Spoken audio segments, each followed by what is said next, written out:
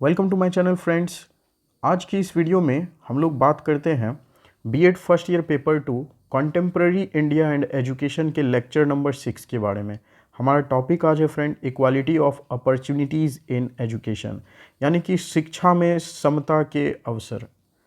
Question है what is the meaning of equality of opportunities, explain different articles of Indian constitution showing equality of opportunities in education. ठीक है, यानी कि equality of opportunities का क्या मतलब है और भारत के कॉन्स्टिट्यूशन में ये एजुकेशन के फील्ड में इक्वालिटी ऑफ अपॉर्चुनिटीज़ बताने वाले कौन कौन से आर्टिकल्स है, इसको डिस्कस करना है। The principle of equality of opportunities refers to the idea that every individual should have an equal chance to succeed and achieve their goals regardless of their background, gender, caste, religion or any other arbitrary factor। यानी कि जो सिद्धांत है equality of opportunities का, यानी सबको एक समान अवसर मिलने चाहिए, ये जो सिद्धांत है इसका अर्थ है ऐसा एक ये विचार है कि सभी व्यक्ति को अधिकार मिलना चाहिए, सभी व्यक्ति को एक समान अवसर मिलना चाहिए अपने लाइफ में सक्सेसफुल होने का।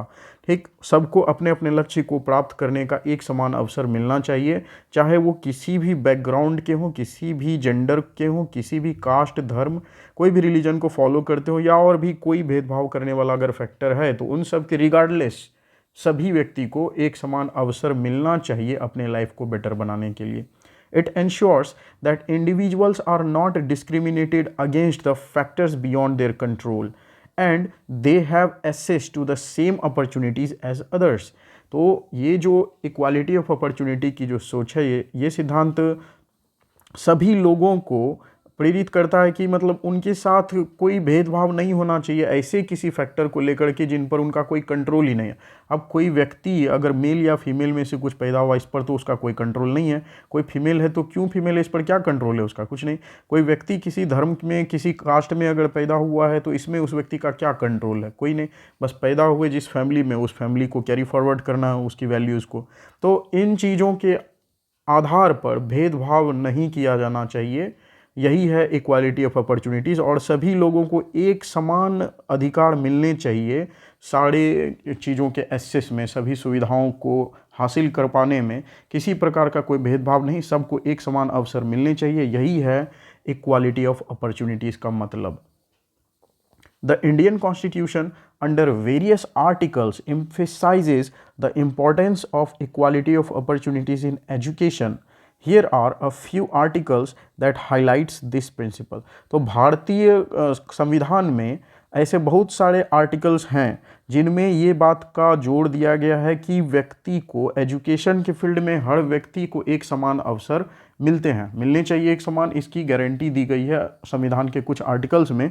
तो देखते हैं अब कौन कौन से ऐसे आर्टिकल्स हैं जिनमें इक्वालिटी ऑफ अपॉर्चुनिटी एजुकेशन के फील्ड में दिए गए। तो सबसे पहले है article 14 right to equality. Article 14 of Indian constitution guarantees equality before the law and equal protection of the law to all individuals. तो आर्टिकल 14 जो है भारतीय संविधान का, ये गारंटी देता है इस बात की कि सभी नागरिक कानून के नज़र में बराबर हैं, ठीक, और उन सब को लॉ एक समान ही प्रोटेक्ट करेगा। This includes equality in matters of education. तो इक्वालिटी जो है, राइट टू इक्वालिटी, ये एजुकेशन के फील्ड में भी एप्लीकेबल है, सभी लोगों को एक समान अधिकार है एजुकेशन का। It ensures that no person shall be denied admission to educational institutions or be discriminated against on the grounds of religion, race, caste, sex और place of birth।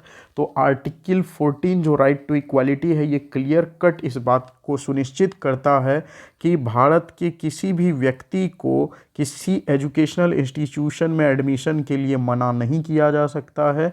किस चीज़ के आधार पर? तो उनके धर्म के आधार पर, उनके नस्ल के आधार पर, उनकी जाति, उनके जेंडर और उनके प्लेस ऑफ बर्थ के आधार पर किसी भी एजुकेशनल इंस्टीट्यूशन में उनका एडमिशन लेने से मना नहीं किया जा सकता है, क्योंकि सभी को शिक्षा का बराबर अधिकार है। आर्टिकल 14 के अकॉर्डिंग राइट टू इक्वालिटी है ये। फिर आर्टिकल 15 में अधिकार दिया गया है प्रोहिबिशन ऑफ डिस्क्रिमिनेशन। ठीक, यानी किसी भी चीज़ के आधार पर भेदभाव पूरी तरह से वर्जित है। Article 15 prohibits discrimination on various grounds including religion, race, caste, sex और प्लेस ऑफ बर्थ, यानी कि इन चीज़ों के आधार पर, धर्म के, नस्ल के, जाति के आधार पर, लिंग के आधार पर और प्लेस ऑफ बर्थ के आधार पर भेदभाव नहीं किया जा सकता है। It ensures that the state shall not discriminate against any citizen in matters of access to educational institutions funded or recognized by the state। यानी कि जो इंडियन गवर्नमेंट के द्वारा संचालित किए जाने वाले एजुकेशनल इंस्टीट्यूशंस हैं उनमें एडमिशन के लिए किसी भी प्रकार से भेदभाव नहीं किया जा सकता इन चीज़ों के आधार पर। It also empowers the state to make special provisions for the advancement of socially and educationally backward classes of citizens.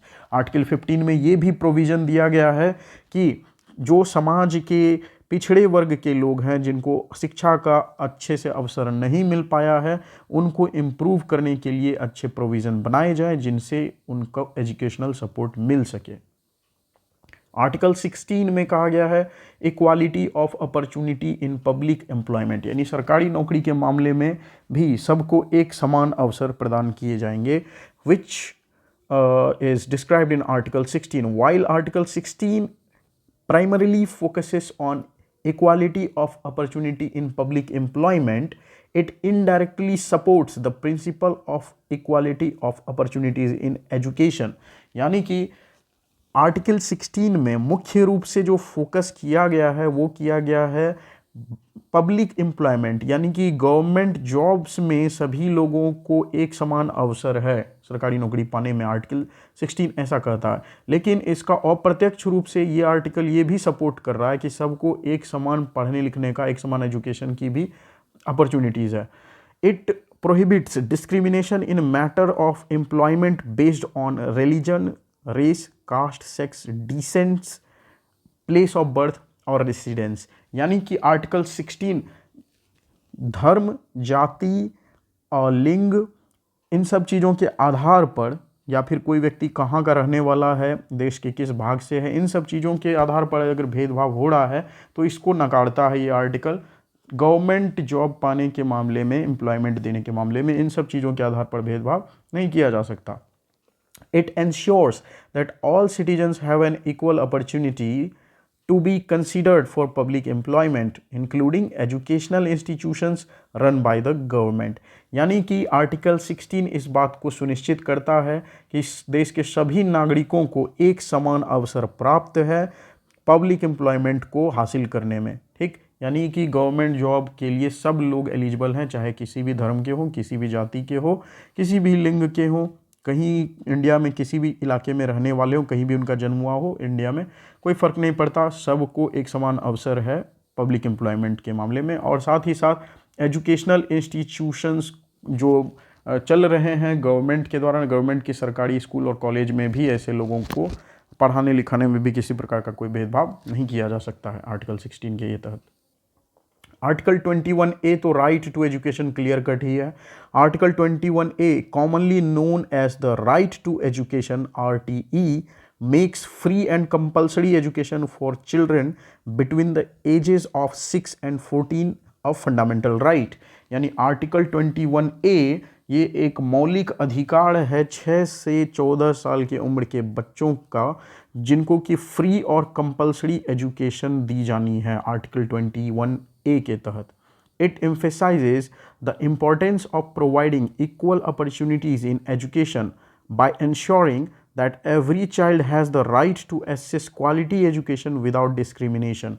यानी आर्टिकल 21A क्लियर कट ये बात मेंशन करता है कि 6 से 14 साल के बच्चों को बिना किसी भेदभाव के उनको फ्री और कंपल्सरी एजुकेशन प्रोवाइड कराना ही है। सभी बच्चों को एक इक्वल अपॉर्चुनिटीज़ देनी है एजुकेशन की, सभी बच्चों को एक समान अवसर प्रदान करने हैं, क्योंकि सभी बच्चे का ये राइट है, सभी बच्चों को ये हक है कि उनको क्वालिटी एजुकेशन बिना किसी डिस्क्रिमिनेशन के, बिना किसी भेदभाव के उनको मिलना चाहिए। तो ये आर्टिकल 21A बहुत इंपॉर्टेंट है, राइट टू एजुकेशन।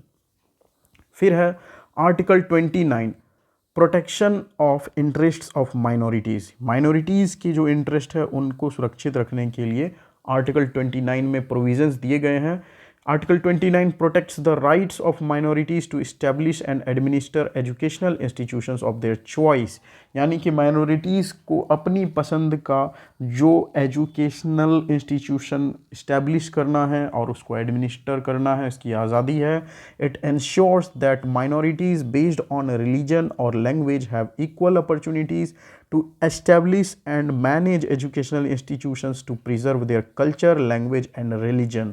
तो आर्टिकल 29 जो है ये सुनिश्चित करता है माइनॉरिटीज़ को कि वो अपनी धर्म, अपनी भाषा के आधार पर अपनी एजुकेशनल इंस्टीट्यूशंस को सेटअप करे, स्थापित करे, ताकि वो अपने कल्चर को, अपनी भाषा को और अपने धर्म को मेंटेन कर सकें, सुरक्षित रख सकें।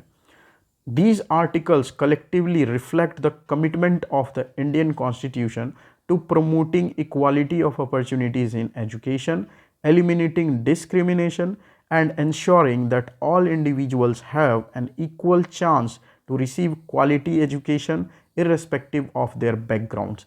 तो ये सारे आर्टिकल्स जो हमने देखे ये एक साथ रिफ्लेक्ट करते हैं हम इंडियन कॉन्स्टिट्यूशंस के उस कमिटमेंट को, जिसमें कि इस बात पर जोर दिया गया है कि इक्वालिटी ऑफ अपॉर्चुनिटी दी जाएगी एजुकेशन में, डिस्क्रिमिनेशन को कम करने के लिए इक्वालिटी ऑफ अपॉर्चुनिटी है, और साथ ही साथ इस बात को सुनिश्चित किया जाता है कि सभी जो लोग हैं, ऑल इंडिविजुअल, सबको इक्वल चांस मिल सके क्वालिटी एजुकेशन को रिसीव करने में, सबको एक समान अवसर मिलने चाहिए, चाहे कि उनका बैकग्राउंड कुछ भी हो, किसी भी आधार पर उनके साथ भेदभाव नहीं किया जाना चाहिए।